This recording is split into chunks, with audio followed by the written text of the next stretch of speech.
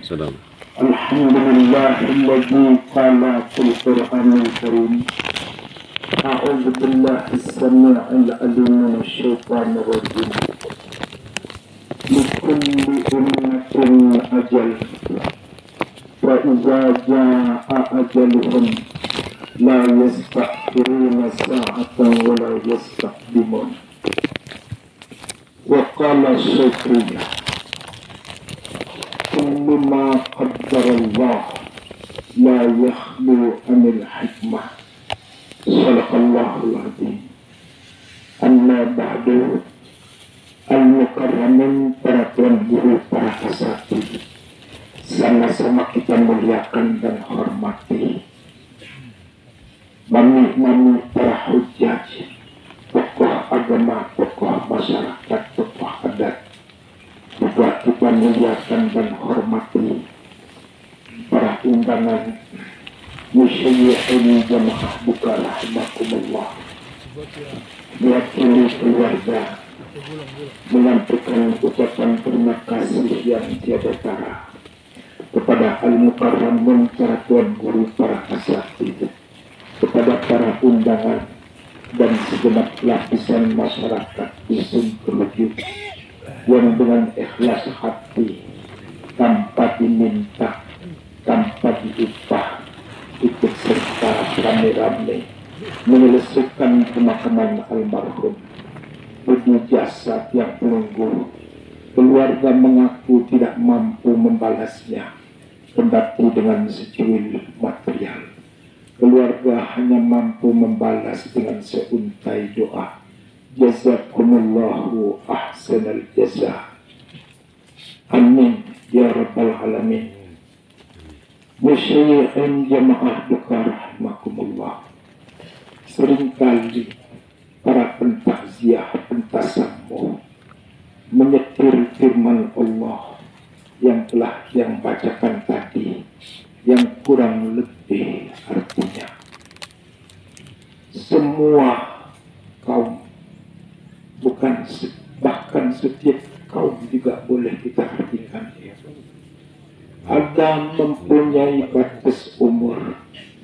Kalau umur itu sudah datang, batas umur itu sudah datang, tidak dapat diundur, tidak dapat ditarik, kendati hanya sesaat. Pas pada waktu itulah orang itu akan meninggal dunia. Almarhum termasuk hamba Allah yang meninggal dunia dengan secara tidak dinyana, tidak terduga, terjadi tabrakan. Dengan sebab tabrakan itulah almarhum meninggal dunia. Tadi yang bacakan perkataan ulama, kullu ma qaddarallah la yakhlu anil hikmah. Semua apa yang ditakdirkan oleh Allah itu tidak pernah luput dari hikmah. Kadang-kadang itu hikmah itu dikasih tahu langsung kita oleh Allah. Kadang-kadang kita tidak mengetahui sekarang hikmahnya. Nanti beberapa hari, beberapa minggu, beberapa bulan, bahkan beberapa tahun, barulah kita mengetahui hikmah itu.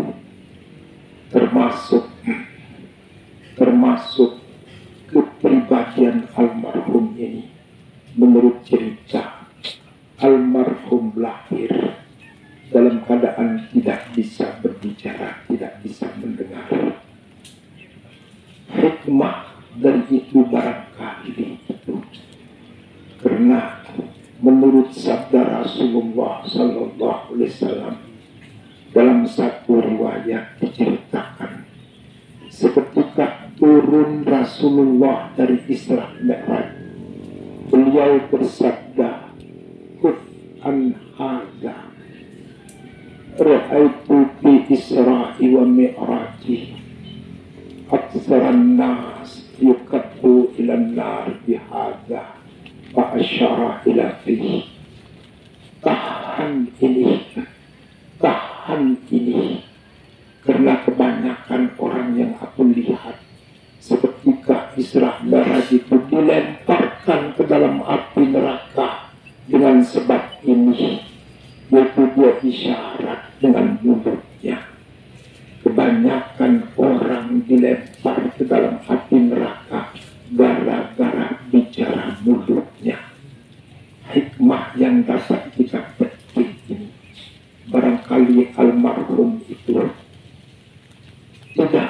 diberikan bicara sebagaimana kebanyakan orang, agar dia bisa terlindung daripada omong kosong, bisa terlindung daripada kata-kata fitnah, terlindung daripada ghibah, terlindung daripada kata-kata yang tidak mempunyai faedah, sehingga Allah membuat dia tidak bisa berbicara.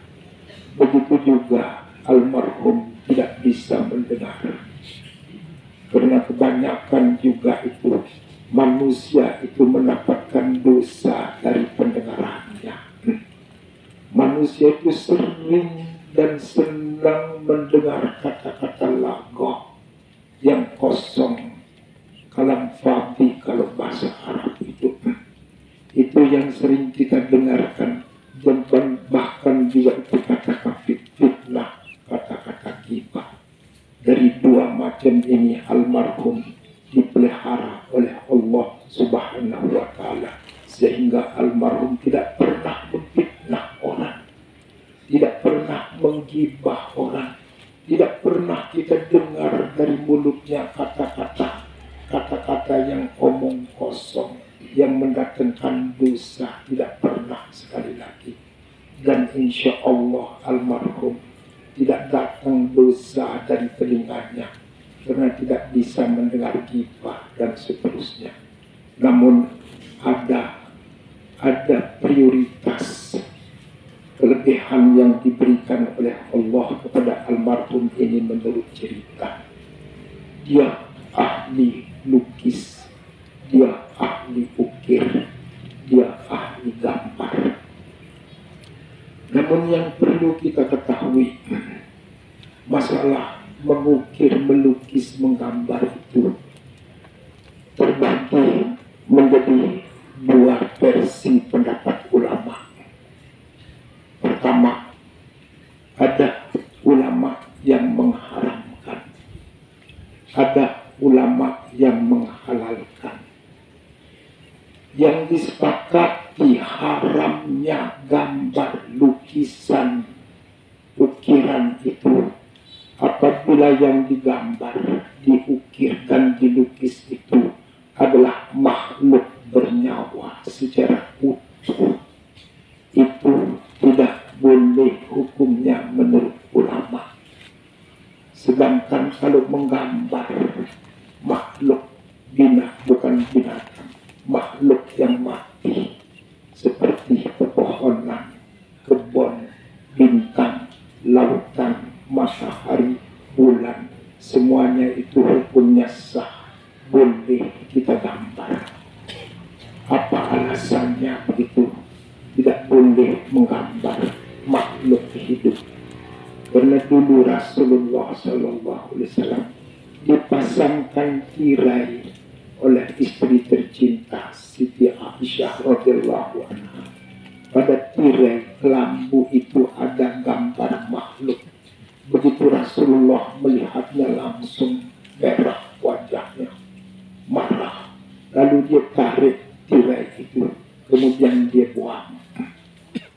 Dilihat oleh Siti Aisyah. Lalu Siti Aisyah memungutnya, kemudian dipotong tirai itu menjadi dua, sehingga terlihat gambar binatang itu setugel. Ada yang sebelahnya itu setugel, pada yang sebelahnya itu setugel. Lalu dia bikin menjadi sarung bantal, diberikan kepada Rasulullah. Rasulullah memakainya. Nah, jadi di sini kalau benda mati, makhluk tidak utuh kita gambar, hukumnya sah dan boleh. Misalnya itu burung, kepalanya tidak ada, berarti menjadi makhluk mati, itu hukumnya sah. Apalagi menggambar pepohonan. Nah, itu yang perlu kita ketahui itu. Suatu ketika mungkin almarhum itu menggambar makhluk hidup, namun karena dia tidak mengetahui hukumnya, kalaupun umpama dikasih tahu itu pendengarannya tidak ada, maka almarhum itu bebas dari hukum, dosanya diampuni oleh Allah Subhanahu wa ta'ala. Almarhum niki insyaallah, almarhum insyaallah niki kebanyakan perbuatannya itu diampuni oleh Allah. Kenapa? Karena kesalahan pun itu diampuni oleh Allah. Kenapa? Karena dia melakukan sesuatu itu dengan tidak mengetahui hukumnya. Menurut sabda Rasulullah SAW, la yata'allaqul hukmu bil jahil. Tidak ada hubungannya hukum terhadap orang yang tidak tahu.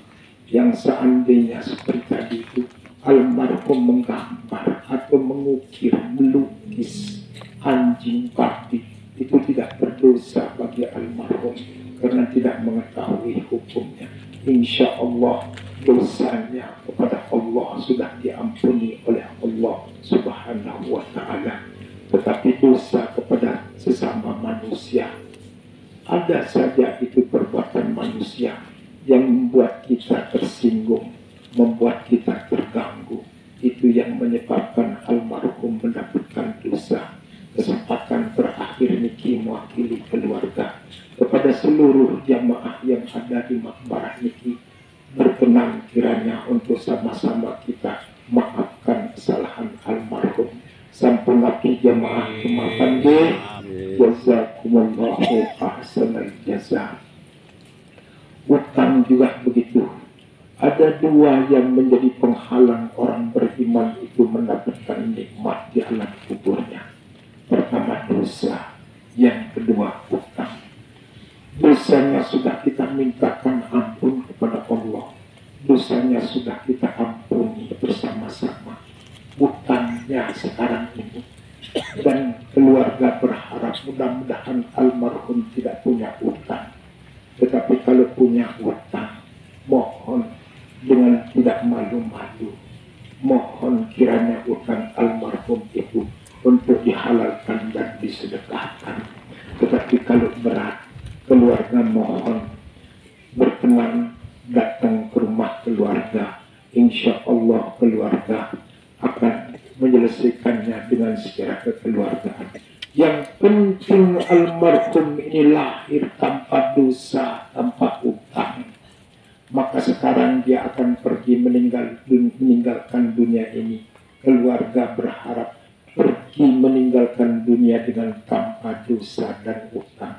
Itulah yang akan diterima oleh Allah Subhanahu wa ta'ala. Itulah orang yang dijadikan kuburannya menjadi taman daripada beberapa taman surga. Selanjutnya atas nama musyayyi'in kepada keluarga yang ditinggalkan, mengharapkan agar musibah ini diterima dengan tawakal, ikhlas, bila perlu dengan ridha.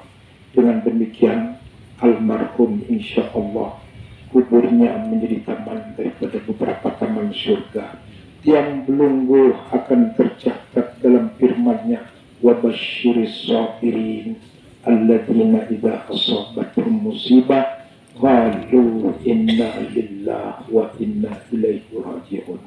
Keluarga sudah disediakan surga oleh Allah Subhanahu wa ta'ala apabila menerima musibah ini dengan sabar, ikhlas, tawakal. Musyayyi'in jamaah dirahmatullah, niki kata tasamuh dan takziah yang dapat yang sampaikan, segala khilaf kekurangan yang minta maaf. Akhirnya mari kita lepaskan kepergian almarhum dengan sama-sama membaca surat Al-Fatihah. Bismillahirrahmanirrahim. Fatihah.